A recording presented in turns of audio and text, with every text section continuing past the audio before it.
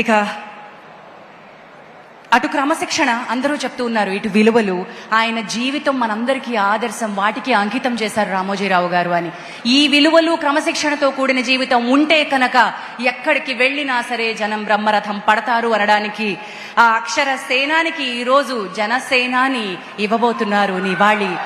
ఆంధ్రప్రదేశ్ రాష్ట్ర deputy CM Shri Konidela Pawan Kalyan గారిని మాట్లాడాల్సిందిగా ఆహ్వానిస్తున్నాను.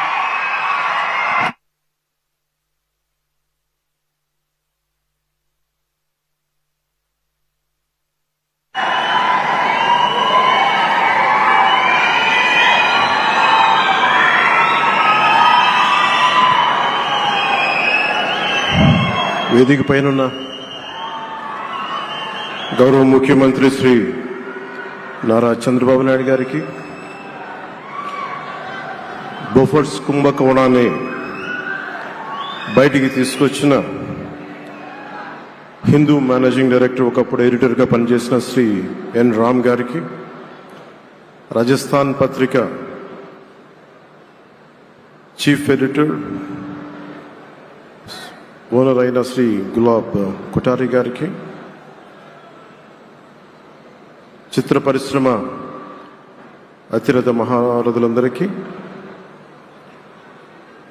శ్రీ రామోజీరావు గారి కుటుంబ సభ్యులు, వారి అబ్బాయి శ్రీ సుమన్ గారికి, శ్రీమతి శైలజా కిరణ్ గారికి, శ్రీమతి విజయేశ్వరి గారికి, రామోజీరావు గారి మనవలకి మనమనాలకి ప్రత్యేకించిన హృదయపూర్వక నమస్కారాలు.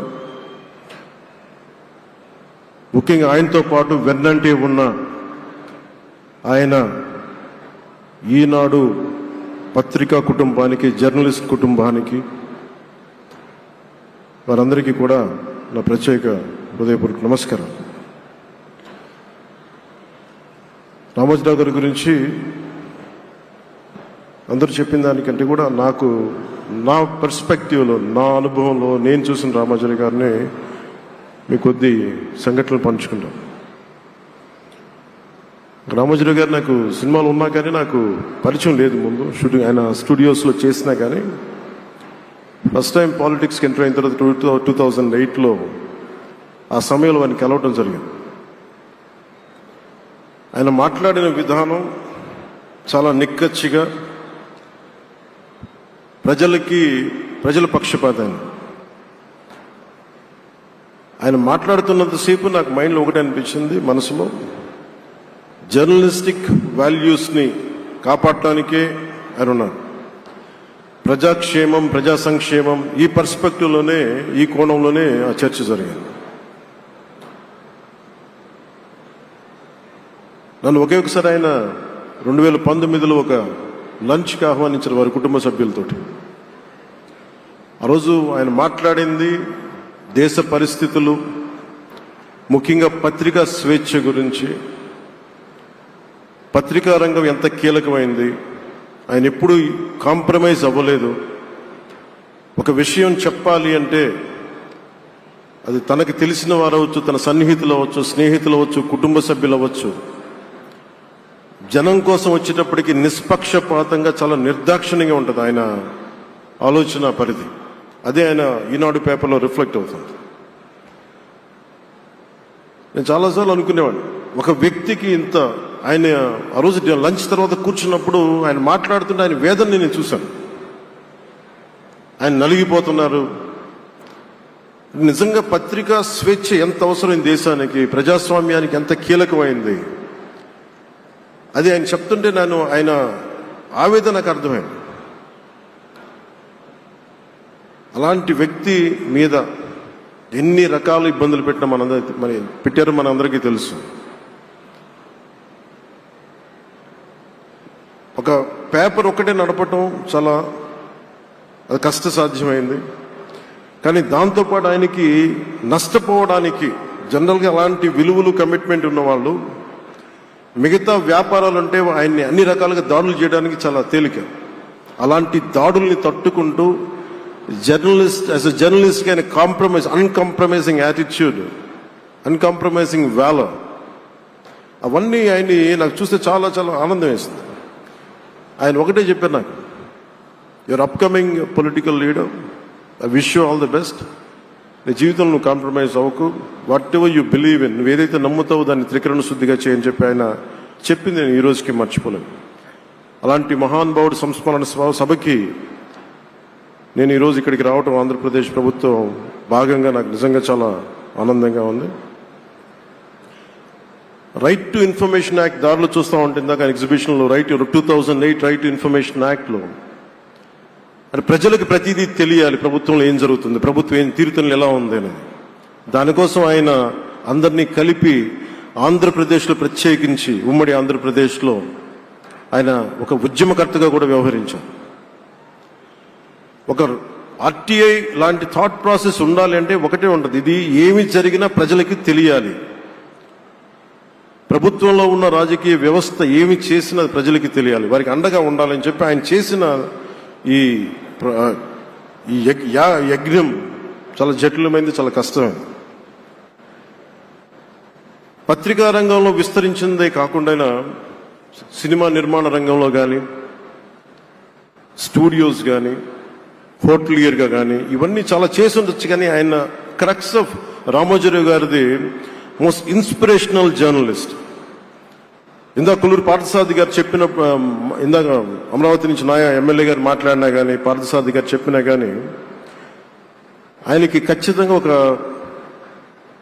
విగ్రహం పెట్టాలని. ఎందుకంటే జర్నలిస్ట్ విలువల్ని కాపాడి ఆయన ఎందుకు ఇన్స్పిరేషన్ అంటే ఎన్ని కష్ట నష్టాలు వచ్చినా, ఒక జర్నలిస్ట్గా ఉండటం వేరే, ఒక పత్రికాధిపతిగా ఉండి అన్ని ఒడిదుడుకులు ఎదుర్కొని ఆయన కుటుంబాన్నంతా బెదిరించినా కానీ ఏమి చేసినా కానీ జనరల్గా కుటుంబ సభ్యులు కష్టం వస్తే నలిగిపోతాం. కానీ అది కూడా దాటుకొని నేను నా జర్నలిస్ట్ వాల్యూస్ నేను కాంప్రమైజ్ అవ్వను, ఏదైతే జరగనని చెప్పి ఆయన కూర్చోబెట్టి at the cost of his family members also he vent ahead and uphold the journalistic values. వారికి దానికి చాలా చాలా సాహసంగా నాకు చాలా ఆనందం వేసింది. ఆయన ఆఖరిలో ఎలక్షన్ రిజల్ట్స్ వస్తాయి, ఎప్పుడు వస్తాయి వీటన్నిటి అనుకున్న టైంలో నేను ఒకటి అనుకున్నాను, ఆయన ఆరోగ్యం క్షీణిస్తూ ఉంది, బాగుండు, ఆయన ఈ విజయ వార్త వింటారా లేదా అనేది నేను ఒకటి ఆలోచిస్తూ ఉన్నాను. సో నేను శ్రీమతి శైలజా కిరణ్ గారిని, సుమన్ గారిని, శ్రీమతి విజయశ్రీ గారిని అడిగినప్పుడు నేను ఒకటి అడిగాను, ఆయన విన్నారా అండి, ఆయనకి మాటలు వినిపించినాయా? అందరు చెప్తారు ఆయనకి వినిపించట్లేదంటే లేదు, చాలా ఒక 24 గంటలు ఆ విజయాన్ని దశాబ్దన్నర పాటు నలిగి ఆయన్ని నలిగిన తర్వాత ఆయన అలాంటి వ్యక్తి విజయ వార్త వినకపోతే అక్షోభిస్తుందేమో ఆత్మ అనిపించేది. కానీ విజయ వార్త వినే ఆయన పరమదించారు. అందుకు నాకు చాలా ఒక తృప్తినిచ్చింది. అలాంటి మహానుభావులకి నా నివాళులు అర్పిస్తూ ఆయన నుంచి ఎవరైనా నేర్చుకోవాల్సింది ప్రజాస్వామ్యాన్ని పరిరక్షించడానికి ఎవరి స్థాయిల్లో, ఒక పత్రికాధిపతిగా కావచ్చు, ఎవరు ఏ స్థాయిలో ఉన్నా దాన్ని మనం కాపాడాల్సిన అవసరం ఉంది. అలాగే ఆయన జర్నలిస్టిక్ వారసత్వ ప్రవాహం అంటే ఉదాహరణకి ఈనాడు, ఈటీవీ తాలూకు ప్రెజెంటేషన్ ఆఫ్ న్యూస్ చాలా న్యూట్రల్గా, అన్బయాస్డ్గా ఉండదు. ఏదైనా విషయం చెప్పేటప్పుడు నా గురించి ఎంత రాస్తారో, నన్ను తిట్టాలనుకున్నప్పుడు అంతే తిడతారు. అంటే నువ్వు చేసే పనిని బట్టే గుర్తిస్తారు తప్ప నాకు తెలుసు కదా అని చెప్పి మళ్ళీ దానికి ఫేవరెటిజం ఉండదు. అది తెలుగుదేశం పార్టీ కావచ్చు, ఇంకొక పార్టీ కావచ్చు, కాంగ్రెస్ కూడా కావచ్చు. కాంగ్రెస్ చేస్తే కాంగ్రెస్ని ఆయన్ని పైకెత్తిన సందర్భాలు ఉన్నాయి. అలాగే ఏ పార్టీ తప్పులు చేసి నచ్చని, ప్రజలకి ఇబ్బందికరమైన సంఘటనలు జరిగినప్పుడు ఏం మాత్రం వెనకాడకుండా ఫ్రంట్ పేజీలు వేసేవాడు. ఫ్రంట్ పేజీలో మరీ చాలా బలంగా చేసేవాడు. సో అందుకే నాకు అనిపించింది ఒక జర్నలిస్టిక్ వాల్యూస్, ఆయన తాలూకు వారసత్వ ప్రవాహం ప్రతి జర్నలిస్టు పుణికిపుచ్చుకోవాలి, అది తీసుకోవాలి. ఒక నది ఒక ప్రవాహం వెళ్తున్నప్పుడు మన స్థాయి, అది నువ్వు ఒక చిన్న బకెట్తో తీసుకుంటావు, చెంబుతో తీసుకుంటావు, ప్రవాహంలో నీళ్లు ఉన్నట్టుగా రామోజీరావు గారి జర్నలిస్టిక్ వారసత్వ ప్రవాహాన్ని మనం ఎంత తీసుకుంటాం అనేది మన స్థాయిని బట్టి ఉంటుంది. అది ఒక మోటార్ వేసి ఒక ట్యూబ్ మనకి పైప్లో తోడుకునేలాగా ఉండొచ్చు, లేదంటే నా స్థాయి ఇంతే అంటే కూర్చోబెట్టి ఒక చెంబుతో తోడుకోవచ్చు.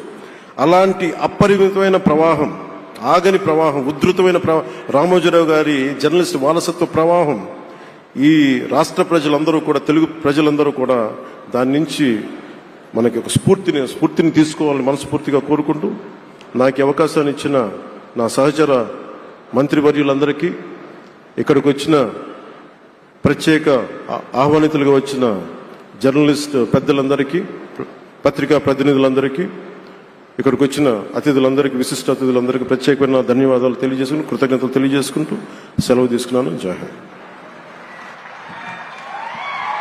Thank you honourable deputy chief minister గారు.